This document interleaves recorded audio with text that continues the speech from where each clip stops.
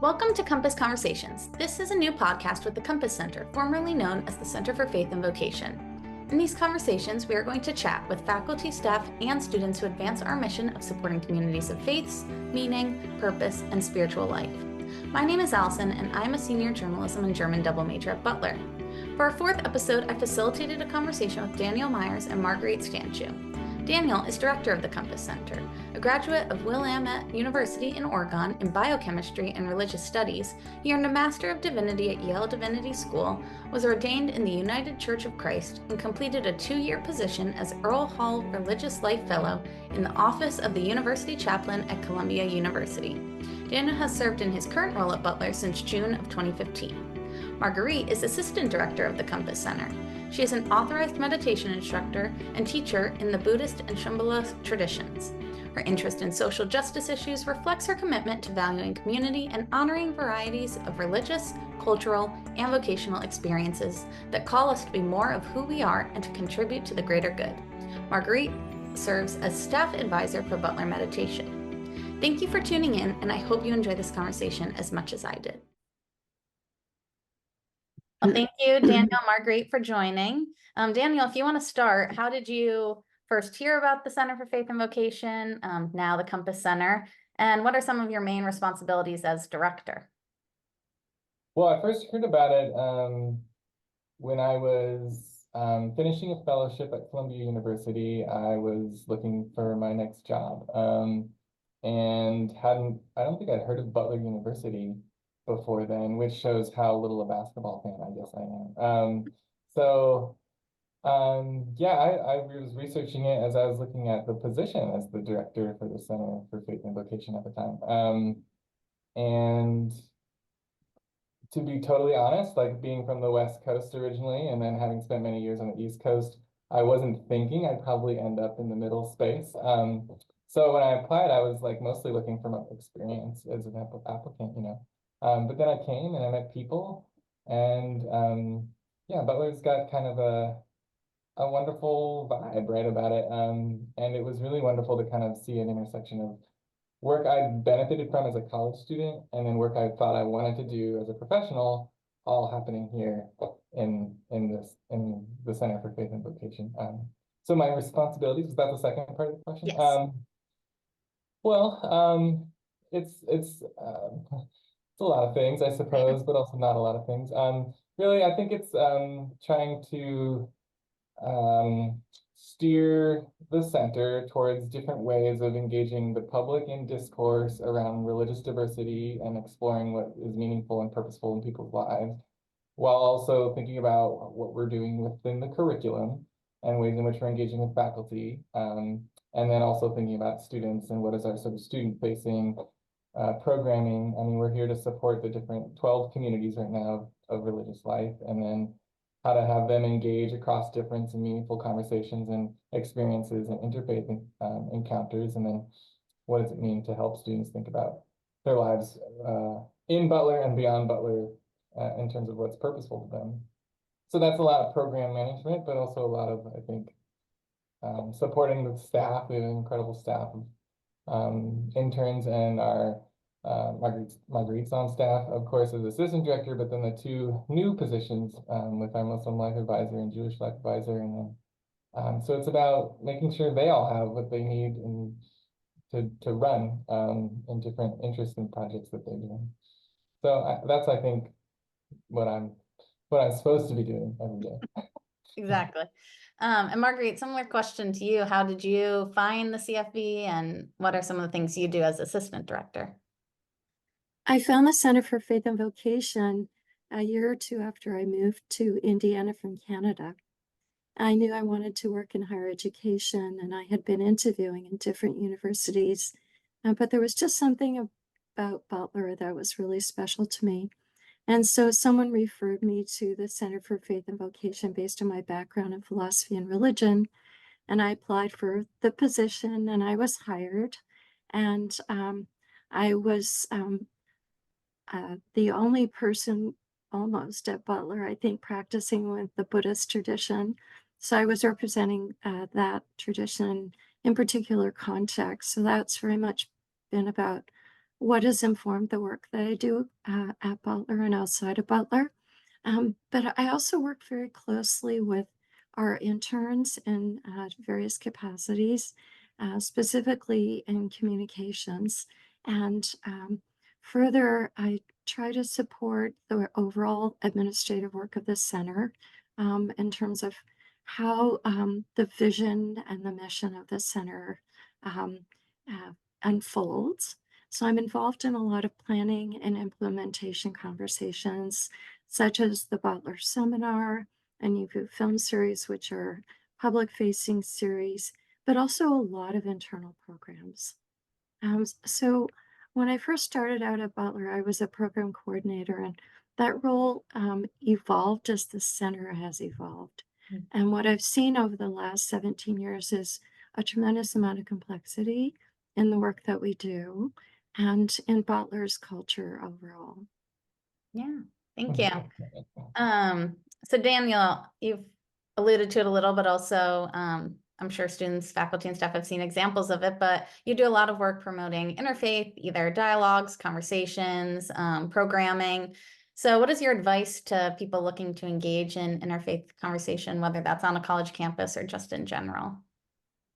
Oh, great question. I think two things. Like, one thing I've noticed in running with students on the Interfaith Council the last 8 or so years is almost to a person, all of them will say at the end of a year, where there are 12 or 16, somewhere in that range of students who have different views, different belief systems, different backgrounds, having food together every couple of weeks and then working on projects together. Almost to a person, what all of them say at the end is that they feel more committed and more connected to their own tradition at the end of that. Mhm. So sometimes people think like, oh, if I'm going to get involved in interfaith things or interfaith work, like it might make me different or might make me, question my beliefs or like challenge me to think differently about what I hold to be true. And I think that is true. It happens, but the outcome isn't that you make a big new change so much as you grow, growing in your own commitments and also the strength of your commitments because you have seen the diversity of views and values that span a lot of different traditions. So that's, I think, so one piece of advice is if you want to go further in a different way in your own faith commitments or secular commitments, interfaith work can help you do that. And another thing that I would add is I think what I really hope, just on a very granular level, for students who get involved with interfaith programming is that at the end they have an appreciative attitude or some kind of positive lens on other traditions, so that they can speak to 1, 2, 3, or 5 things that they think are really great and they really value about a different tradition from their own, ideally many different traditions, particularly through relationships, by having formed connections to other people. So my advice, or my hope with the work we're doing is that it helps people connect deeper to their own commitments while also giving them a positive, appreciative outlook and framework towards the other people on campus, our community, and our world. And that's what I'm hopeful happens when folks get involved. Yeah, thank you. So Marguerite, what do you want faculty, staff, and students to know about the resources that CFV Compass Center has to offer? Well, of course, we have interfaith work as a really central part of the work that we do. And now that we're in the Diversity, Equity, Inclusion division, that's showing up really strongly. And I will say that for me, interfaith work involves both faith or religious and philosophical communities. So part of what I think is helpful is that it's a very inclusive approach. So people who are secularists, humanists, atheists, agnostic, whatever their particular path is, which is a spiritual path, it's very much reflected in that perspective. So building on that with our newly rebranded the Compass Center, we have the multi-faith work, but we also do want to be welcoming students to explore a spiritual path. And in terms of the work that I'm doing specifically, it's very much devoted to a secular approach to mindfulness meditation, but also, as I referenced, work in the Buddhist tradition. So, part of the work of the center is to get out there on campus and to be showing up in classrooms and to be having conversations with students. So, that is part of how that happens through my work. But also more broadly, I would uh, talk about these, what we called vocational conversations, which are now meaning and purpose conversations. And they're very much focused on important elements in terms of our life path, especially for emerging adults, having to do with exploring values, learning how to make good decisions, finding mentors, those kinds of elements. So we're very devoted to supporting students on their journey while they're at Butler. Yeah, thank you. Okay, so shifting gears a little to the more, I guess, vocation, meaning, and purpose aspects of your roles and just you as people. These questions are for both of you, but Daniel, if you want to start with the first one, is there a person or a few people who've been influential in your journey, and what did you learn from them? Yeah, that's a great Compass Center question. We ask that question a lot. Yes, of course. So I would say one person that always comes to mind for me on that question was the associate chaplain of my undergrad.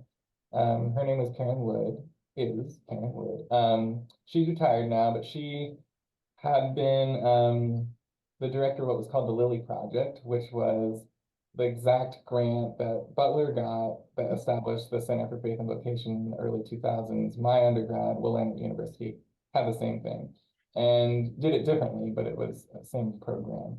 And Karen was somebody who kind of showed me the way that college could be an exploration season. So I came in with a lot of ideas of who I thought I was, and was going to quickly confront like the need to deconstruct a lot of that and to ask questions of that. And finding friends and people in my life who were not who I grew up with, who were different, had different views, and some of that was like challenging, and some of that was lovely and amazing and affirming. So I think what Karen in her role is able to do is like show me a path of how to embrace all that, and then deconstruct what I came with, and use part of my college time to pull apart kind of the pieces that I thought I was certain of, and really live into a space of uncertainty. She also happened to be a UCC clergy person, and so I got introduced to the denomination that I'm ordained in through her and an internship that she helped me get my first semester after my first year of college, which then led to being a staff member of that church for 3 years. So it's just like, it's a little moment of like, hey, you should do this internship that leads to a summer experience, that leads to 3 years of work, that leads to an ordination. And that's like hard to know when those things happen, but Karen is one of those examples for me. I have lots of others, but she is a big part of why I'm doing what I'm doing, because on my best day and my best year, like I'm hopeful, like I'm having a slight level of impact like she had for me that I'm having with students here, for sure. Yeah, thank you for sharing. Same question to you, Marguerite. Well, similarly to you, Daniel, I have one person that frequently surfaces if I'm asked this question. And that's someone I met when I was in undergraduate. And that mentor helped me to think about meaningful direction and coursework. Um, and when it came to graduate school, actually introduced me to a graduate program clear across the country, which was a very unique school, really on the forefront of some of the work that's being done now in undergraduate and graduate programs, which had to do with the integration of the exploration of essentially spirit and intellect. So I was really fortunate to find that graduate school where I did my master's in intercultural philosophy and religion. And that person continued to mentor me. And then eventually they became a friend to me.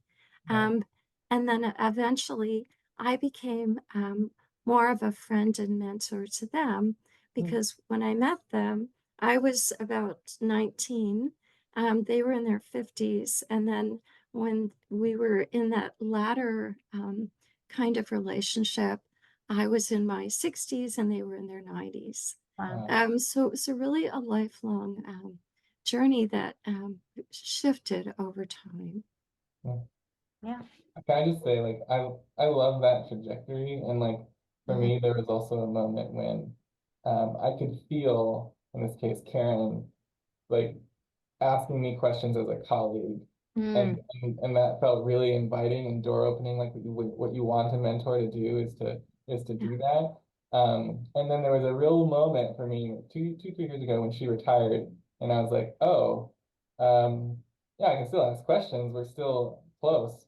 And a couple years later, like she won't be in this work anymore, and I'll have to ask my questions somewhere else, or apparently be the person who knows things. And so that was kind of that I like that I share that trajectory in a different way. Yeah. Yeah, I can remember at Butler when I first started working there, and somebody came to me and like within my first few months and said, I'd like you to mentor with me over, whatever it was at that time. And I thought, wait a second, you're asking me to mentor you. I don't know anything about mentoring. I've only been a mentee. So it was that similar thing where suddenly the roles were switched and I Mhm. had to step up and become a mentor. Mm. And so it was a little bit of a growing up moment Mm-hmm. because I think I'd been kind of hanging out of that safe space of being a mentee for so long. Um, and suddenly I had to, be in a different space. But it was an interesting moment.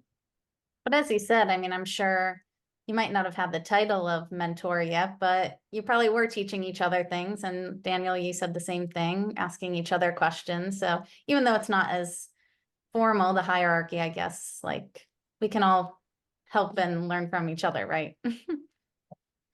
Okay, so Marguerite, if you want to start the next question, is there a book or movie you'd recommend to everyone listening or watching that is particularly meaningful to you or maybe helped you realize your purpose? Yes, I was thinking about this. So um, there was a book that I received as a gift from a faculty member here, Dr. Paul Valliere, who was one of the co-founders of the center. And the book is called A Year with Hafiz, and it's Daily Contemplations. And this is translated by Danielle Landinsky. And Hafiz was a 14th century treasured Persian poet. And I love this book because the contemplations are very much about the nature of life. And it's so amazing to me that, literally hundreds of years later, they completely resonate. Mhm. Um, but then there's also this real poetic beauty, having to do with how that person crafted their language and it's very evocative, it's very contemplative. So I recommend this book, A Year with Hafiz. Thank you. Daniel, do you have a recommendation? Oh, sure. I first I always kind of think of how much I use this book. Paul Parker Palmer's "Let Your Life Speak" is a thin little book. It's not super new. It's from 2006, I think. So it's a bit dated, but he tells his story of um, of the life he's led, and sort of how he's infused discernment and different moments of listening into that life. And he has some really interesting, important thoughts on mental well-being and burnout. And from the vantage point of being, I think, in his 60s, looking back. Mm. But he charts out, why I like it is he charts out in one chapter, he charts out his whole life in sort of segments. So you can just see how they link from one thing to the next. And it's a nice little blueprint to ask yourself, like, so what are the charts that I have? What are the links that I'm having? So I use that book a lot, and I really like it.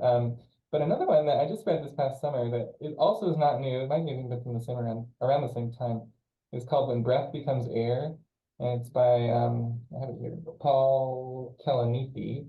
And he is a neurosurgeon who's brilliant, and he learns he's got a terminal diagnosis. And the book is what he writes in the last year of his life. Wow. And so it's really quite powerful, especially for students who are really driven. Like they're all about the grades and getting to the top of the mountain. This is a guy who just gets the top of all of his accomplishments in neurosurgery, in neuroscience. But none of that is going to necessarily matter. Or it has to matter in a different way because he's not going to be able to live there for a career. And so the book is like so beautifully written about values and sort of priorities. In the very end, he like, it's not spoilers, but he makes a claim like what is meaningful in this world, sitting in the position he's sitting in. And I think it's just a really beautiful but challenging kind of example of the kind of stuff we try to talk about here. Yeah, thank you. So Daniel, you can start for this question. Is there advice you would either give to your younger self or maybe that you find yourself giving to students a lot? Just in general advice? Just general advice. Well, the advice I'm trying to give to myself right now, I don't know if it's my younger self, but it's my current self, is I've been reading this book by Joan Chittister that is lots of little, it's like a page and a half on different spiritual practices, and there's 50 of them. And one of them is called Statio. And I never heard of that word before. And Statio, as I understand it, is the concept of actually having time, enough time.